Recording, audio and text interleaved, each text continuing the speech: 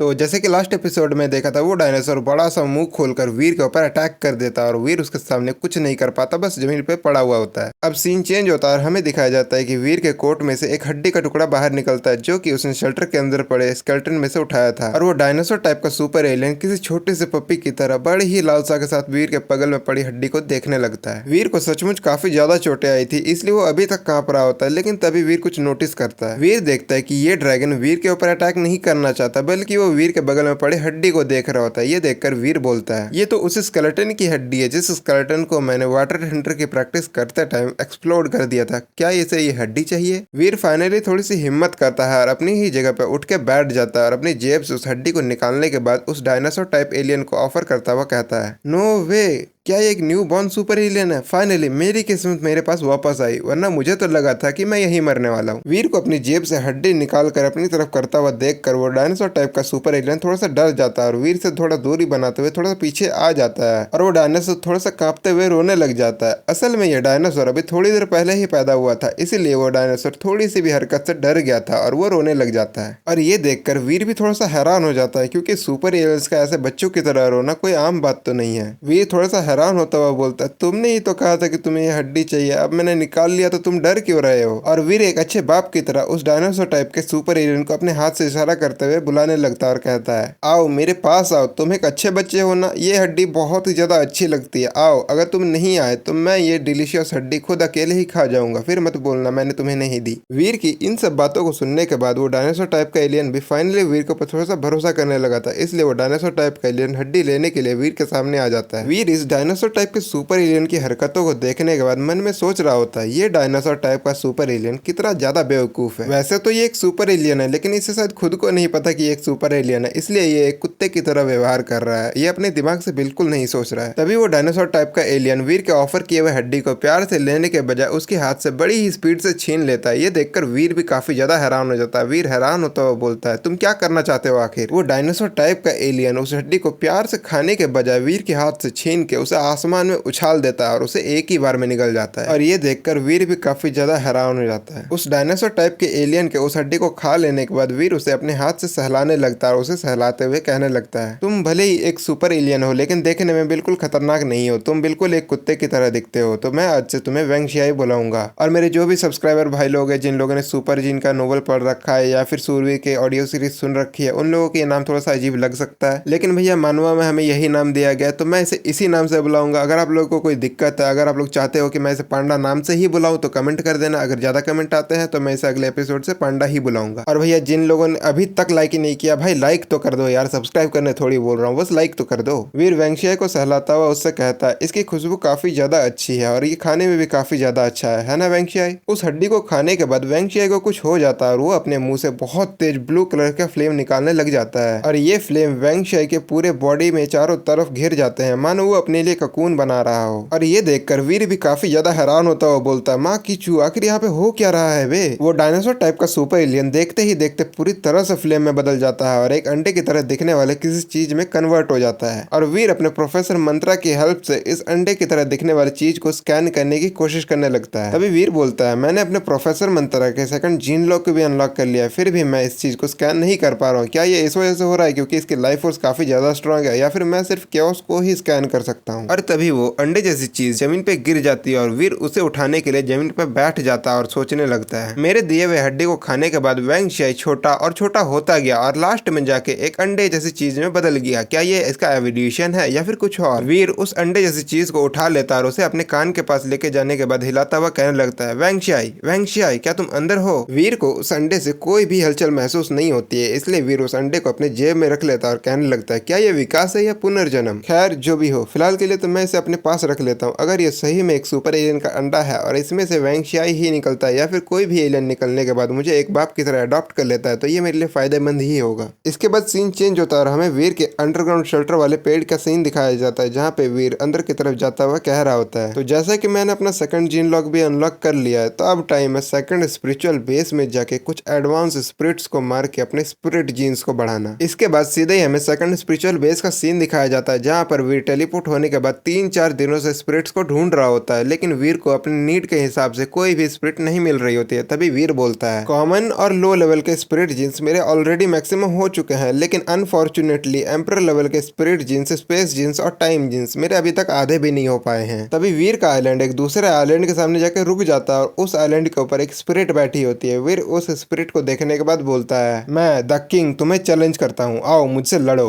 वीर की बात सुनने के बाद वो स्पिरिट पीछे मुड़ती है और पीछे मुड़ के वीर को देखने लगती है। वो स्पिरिट वीर को पहचान जाती है और वीर से कहती है, क्या तुम एम्परर एमरिस्ट हो? वीर अपने दोनों हाथों को आपस में रोल करता हुआ कहता है, हाँ मैं ही हूँ एम्परर एमरिस्ट। वीर की बात सुनने के बाद वो स्पिरिट वीर के आइलैंड पे आ जाता है और वीर के पैर पड़ते हुए कहता है, मैंने कभी सोचा नहीं था कि मैं महान सम्राट एम्परर एमरिस्ट से मिल पाऊंगा। मेरी श्रद्धा आपके लिए बिल्कुल बहते पानी की तरह है, अनंत। ये देखने के बाद वीर अपना सर पीट लेता है, क्योंकि फर्स्ट स्पिरिचुअल बेस में वीर इस चीज से काफी ज्यादा परेशान था और उसने कभी ये सोचा नहीं था कि सेकंड स्पिरिचुअल बेस में भी उसके साथ यही सब होगा। वीर उस स्पिरिट को रोकता हुआ बोलता है, ठीक है उठ जाओ, मुझे पता था कि यही होने वाला है, क्योंकि फर्स्ट स्पिरिचुअल बेस में भी मेरे साथ यही हुआ था, मेरे साथ हमेशा यही होता है। इसके बाद यहाँ से सीन चेंज होता है और हमें फर्स्ट स्पिरिचुअल बेस का सीन दिखाया जाता है, जहाँ पर sun emperor, thorn empress, flower empress और सिन्हो आपस में बैठकर बात कर रहे होते हैं। तभी फ्लावर एम्प्रेस बोलती है, ये एम्परर एमरिस्ट तो सच में गॉड गिफ्टेड, ना जाने ये किस एम्परर का वंशज होगा। सिन्हो फ्लावर एम्प्रेस की बात में जोड़ता हुआ बोलता है, वैसे भी वो काफी दिनों से फर्स्ट स्पिरिचुअल बेस में नहीं आया, मुझे लगता है कि उसने अपना सेकंड जीन लॉक अनलॉक कर लिया होगा। तुम्हें क्या लगता है गाइस? तभी थॉर्न एम्प्रेस बोलती है, अगर उसने सच में अपना सेकंड जीन लॉक अनलॉक कर लिया होगा और हमें उसे सेकंड स्पिरिचुअल बेस में हराना है, तो हमें उस आदमी से कांटेक्ट करके उसे एक्शन लेने के लिए कहना पड़ेगा। और गाइस एक सेकंड के लिए इन सब चीजों को साइड रख के, भाई इसकी फिगर देखो बे, क्या फिगर है इसकी। सन एम्परर थॉर एम्प्रेस का रिप्लाई देता हुआ कहता है, क्या तुम डिवाइन फियोनिक्स एम्परर की बात कर रही हो? तभी फ्लावर एम्प्रेस सन एम्परर के रिप्लाई देते हुए कहती है, लेकिन मैंने तो सुना है कि डिवाइन फियोनिक्स एम्परर की पर्सनालिटी थोड़ी अजीब है, वो अपने में ही मगन रहता है, क्या कोई है जो उसे मना पाएगा? थॉर एम्प्रेस फ्लावर एम्प्रेस का रिप्लाई देते हुए कहती है, तुम टेंशन मत लो, मेरे डिवाइन फियोनिक्स एम्परर के साथ कुछ कनेक्शन है, मैं उसे मना लूंगी। सन एम्परर गुस्से में लाल होता हुआ बोलता, तो ठीक है फिर, मैं जितनी जल्दी हो सके अपना सेकंड जीन लॉक अनलॉक करूंगा और उसका सर कलम होते हुए अपनी आंखों से देखूंगा। सन एम्परर इतना कहने के बाद तुरंत उड़ता हुआ अपने आइलैंड के ऊपर चला जाता है और फ्लावर एम्प्रेस, थॉर्न एम्प्रेस और सिन्हो उसको वहां से जाते हुए देख रहे होते हैं। तभी सिन्हो बोलता है, मैंने हाल ही में अपने सेकंड जीन लॉक को अनलॉक करने का ट्राई करा था, लेकिन मुझे इसको अनलॉक करने में थोड़ी दिक्कतें आ रही है, इसलिए मैं अभी इसे अनलॉक नहीं कर सकता। और इसी के साथ ये एपिसोड यहीं पे एंड होता है। अगर आप लोग को ये एपिसोड थोड़ा सा भी अच्छा लगा हो तो लाइक कर देना और मिलते हैं फिर अगले एपिसोड में, तब तक के लिए बाय बाय।